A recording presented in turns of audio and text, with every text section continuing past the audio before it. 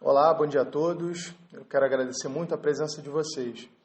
Eu estou muito feliz por vocês estarem aqui investindo um tempo super precioso e cada vez mais raro no nosso dia a dia para buscar informações sobre o tema de hoje. Bom, deixa eu me apresentar primeiro. Meu nome é Guilherme Maia e eu sou designer de inovação da MJV Tecnologia e Inovação. Eu trabalho com design há bastante tempo, já são aí 17 anos, realizando muitos projetos criativos e de consultoria em vários segmentos, como saúde, óleo e gás, moda, entretenimento, seguros e também para o terceiro setor.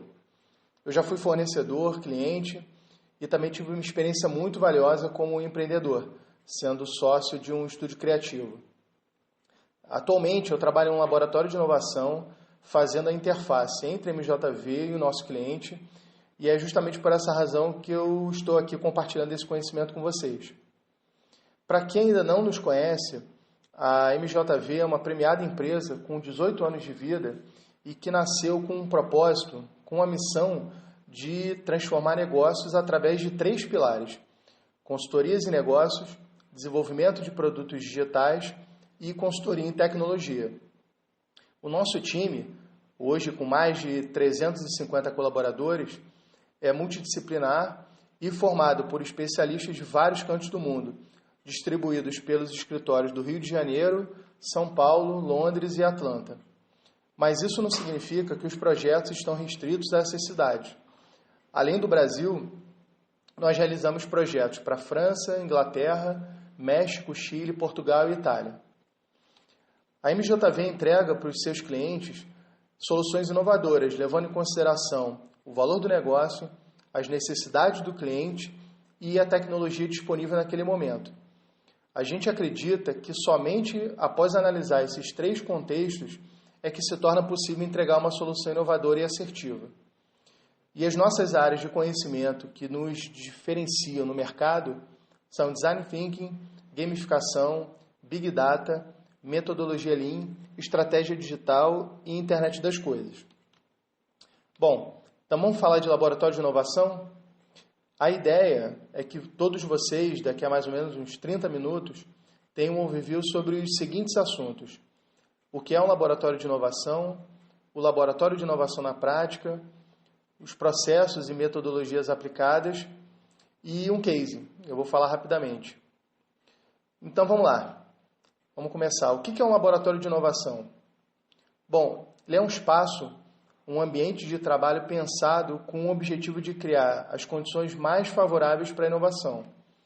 Esse ambiente, ele precisa ter algumas características que estimulem a criatividade, o compartilhamento de informações e também de novos conhecimentos entre as áreas da empresa. Enfim, ele precisa ser, de fato, um espaço colaborativo, de troca. Eu vou falar um pouco mais para frente especificamente sobre o espaço físico, ok? Mas por que a minha empresa precisaria ou deveria investir num laboratório? O laboratório ele tem como objetivos principais gerar novos produtos, serviços ou processos, promover melhorias incrementais, como, por exemplo, alavancar a produtividade de um determinado processo interno ou melhorar a experiência atual do cliente com o meu produto. Outro objetivo importante é propagar o conhecimento adquirido ao longo de cada projeto.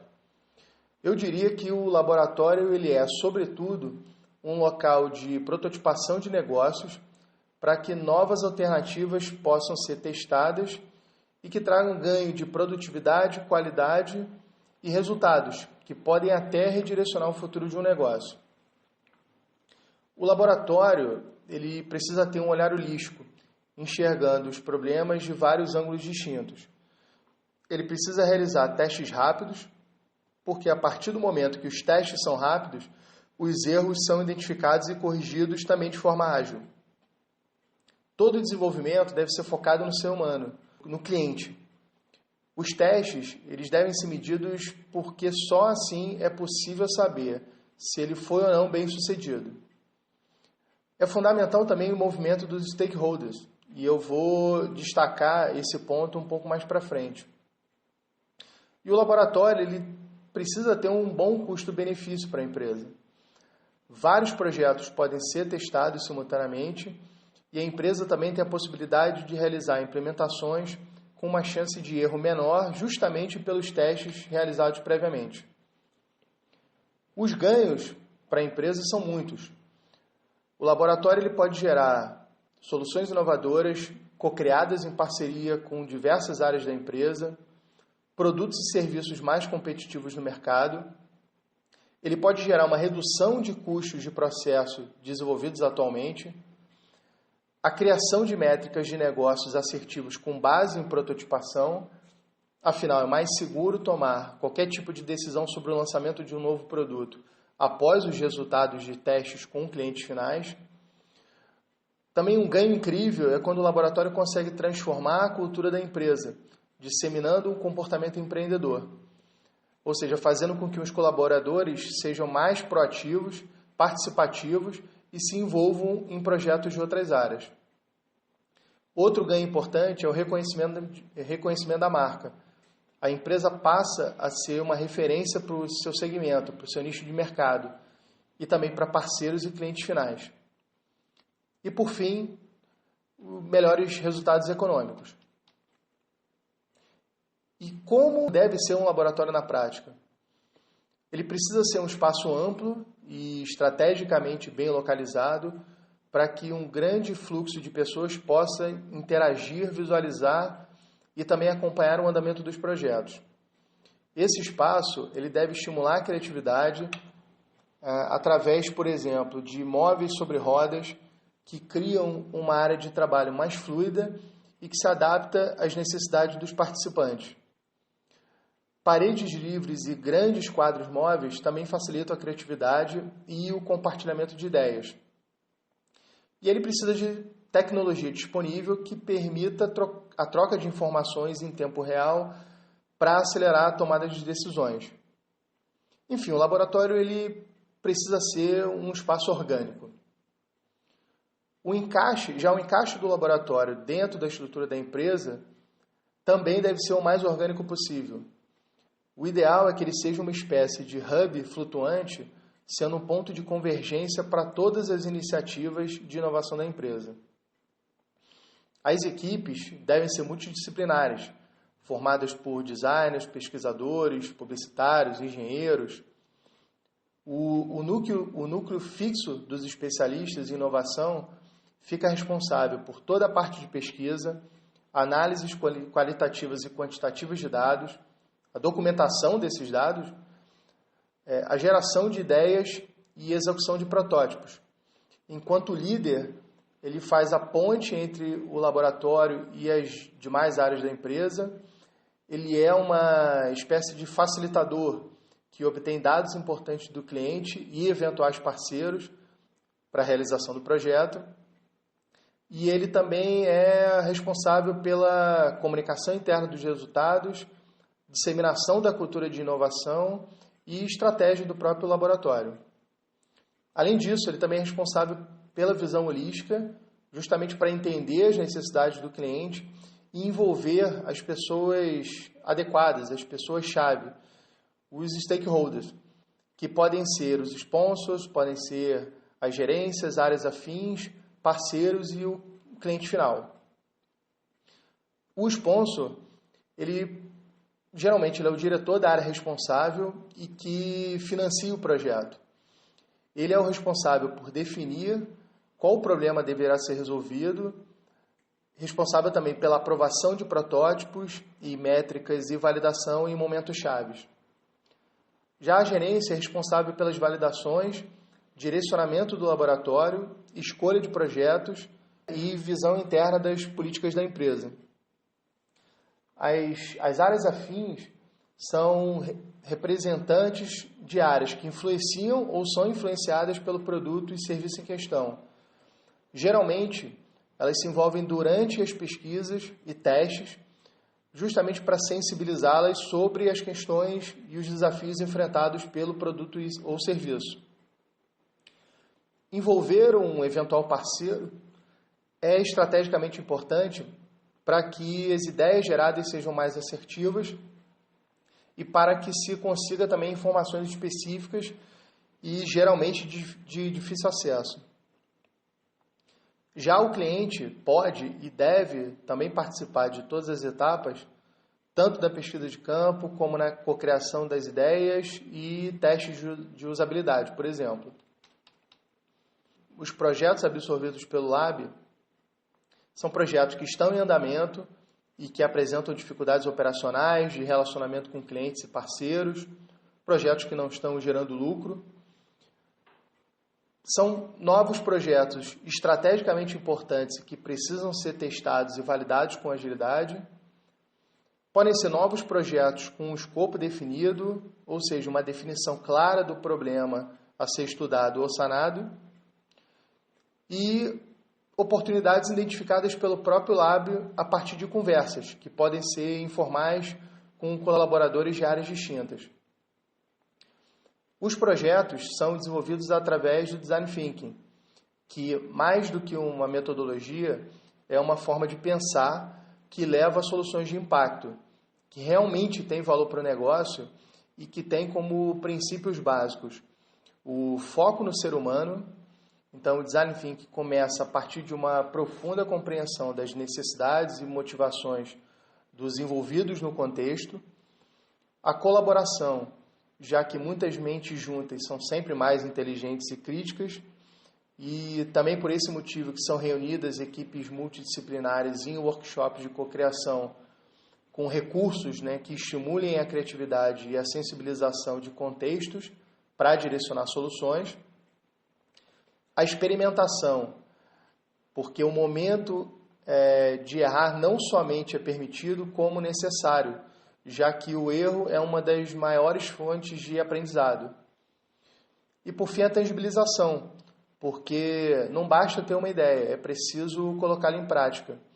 Então, através da construção de protótipos, as hipóteses são rapidamente validadas e soluções ineficazes são eliminadas logo no início do processo, evitando, assim, maiores investimentos de tempo e dinheiro. Inicialmente, a empresa realiza um levantamento das oportunidades, pesquisas preliminares e define o desafio. Nesse momento é que começa a imersão, através de um kick-off com todos os envolvidos. Nessa reunião, uma série de perguntas começam a ser respondidas, como por que surgiu essa demanda, de qual área ela é, quais são os objetivos e desafios que estão por vir, será que já existem informações importantes e disponíveis através de estudos prévios feitos por áreas afins, quais os stakeholders estarão envolvidos, quais são essas pessoas-chave, quais são as metas, os objetivos e os critérios de avaliação? Será que existem restrições, barreiras que provavelmente serão encontrados, como, por exemplo, órgãos reguladores, questões de tecnologia ou verba? E, por fim, o tempo de projeto. Através da imersão, de muita pesquisa, é que se compreende o universo em questão. Essa etapa vai deixar bem claro os desafios iniciais que deverão ser resolvidos durante as etapas seguintes. E a ideia é que a equipe do laboratório se torne um especialista num assunto no menor tempo possível. Bom, depois que o time do laboratório sabe quase tudo sobre o assunto, uma série de achados e insights começam a surgir. E é nesse momento que se inicia a etapa de ideação. Nela são realizadas sessões de geração de ideias para os desafios encontrados. O laboratório ele organiza workshops com os stakeholders, com colaboradores, sponsors e clientes finais, para gerar, através de dinâmicas criativas, o maior número de ideias possíveis para o desafio proposto. E nessas sessões, existem algumas regras muito importantes e que são reforçadas ao longo da dinâmica. Então, essas regras são: a quantidade importa, então todos devem procurar criar o máximo de ideias possíveis. As pessoas devem construir ideias sobre as ideias dos outros. As ideias mais doidas possíveis devem ser encorajadas. e os participantes do workshop devem evitar críticas e julgamentos. Após o workshop, todas as ideias geradas são analisadas, refinadas e aprimoradas. São gerados uma série de cards contendo a descrição da ideia, o nível de complexidade e implementação. Nesse momento, os stakeholders eles são novamente envolvidos e participam de uma sessão de validação e priorização das melhores ideias que serão testadas. Todos juntos definem um cronograma, o número de protótipos que serão testados e de que forma os resultados vão ser mensurados. Então, posteriormente, iniciamos a etapa de prototipação.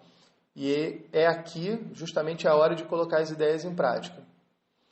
É feito um detalhamento de cada protótipo, são geradas fichas contendo o nome, do que se trata o protótipo, por que ele será testado, quais são os envolvidos, como será feito, medido e como será a avaliação de sucesso. Os protótipos, então, eles são desenvolvidos, geralmente em baixa fidelidade, funcionando como uma representação conceitual da ideia. O protótipo, por exemplo, pode ser uma landing page para testar a inserção de uma nova funcionalidade, pode ser um formulário de pesquisa para que se entenda se o cliente prefere receber contato da empresa através de e-mail, mensagem de texto ou telefone. Ou um protótipo pode até ser um jogo de tabuleiro para descobrir, por exemplo, se os jovens conseguem planejar suas vidas até a terceira idade. Essa é uma parte muito legal, assim. Alguns testes podem ser bem interessantes, dependendo do contexto. E, novamente, os stakeholders são envolvidos, não só nos testes, né, ao longo de todos esses testes de prototipação, como nas reuniões para apresentação dos resultados parciais. Então, testes realizados, testes analisados, é hora de finalizar e de implementar. Nesse momento, o laboratório ele elabora uma conclusão, ele entrega um reporte contendo toda a documentação do projeto, além das recomendações finais para que as ideias sejam aplicadas num contexto real. Bom, vamos lá, gente. Depois dessa teoria toda, vamos um pouco para a prática. E agora eu vou falar de um projeto realizado recentemente por um laboratório de inovação dentro de uma empresa do mercado de seguros. Esse projeto, que teve a participação do laboratório e também envolveu as áreas de marketing e canais, surgiu após a verificação de uma informação bem preocupante. A de que ao longo do ano passado, ao longo de 2015, a Central de Relacionamento com o Consumidor havia recebido mais de 24 mil ligações de beneficiários com dúvidas sobre o aviso de sinistro. Nesse contexto, para quem não sabe, e eu confesso aqui que eu também não sabia nada disso há pouco tempo atrás, o termo sinistro ele significa a morte do segurado, né, de quem contratou o seguro, e o beneficiário é aquela pessoa que recebe o dinheiro. Então, qual era o desafio desse projeto?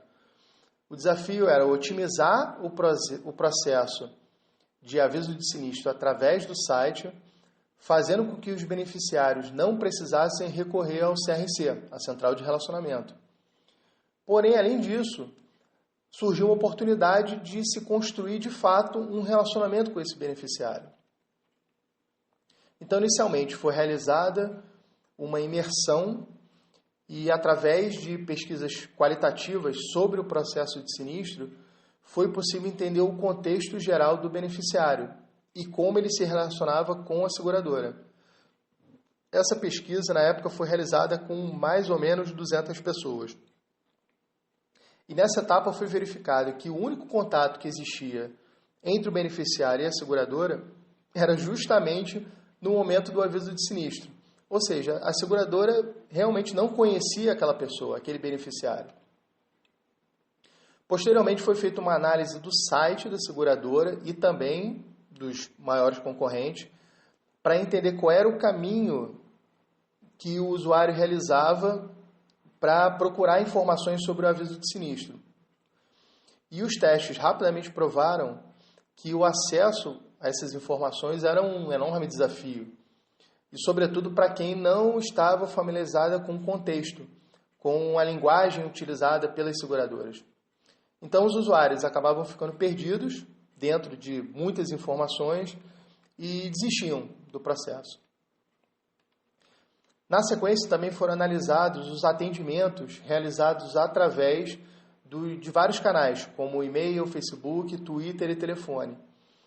E foi diagnosticado uma total falta de alinhamento entre os canais, que dificultava o atendimento e que também gerava frustração para o beneficiário, que nesse momento sempre buscava um atendimento rápido e assertivo.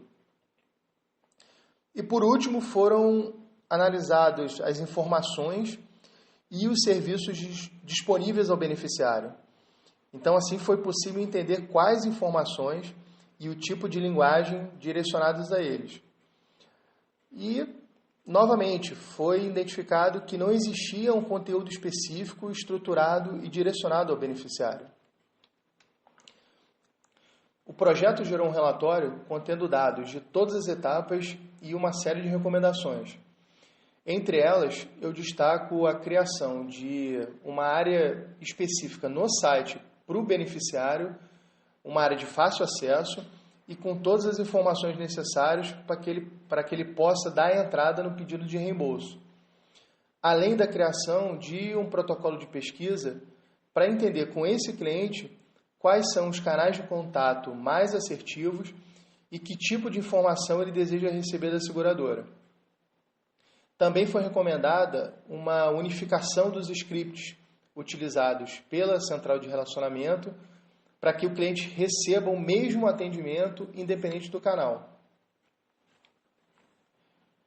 Bom, pessoal, a gente está chegando ao fim do webinar e eu gostaria de concluir dizendo que o laboratório ele não deve ser entendido como um fim. Ele, na verdade, ele é um caminho para a disseminação e implementação de uma cultura de inovação. Assim, as empresas podem ter nas mãos uma poderosa ferramenta de transformação que vai além de melhorias e do crescimento do negócio. O laboratório realmente pode ser um legado e que se perpetue. Muito obrigado. Eu espero ter conseguido transmitir todo o conteúdo da melhor maneira possível. E qualquer dúvida, por favor, me escrevam que eu responderei o mais breve possível. Novamente, obrigado e um ótimo dia para todos.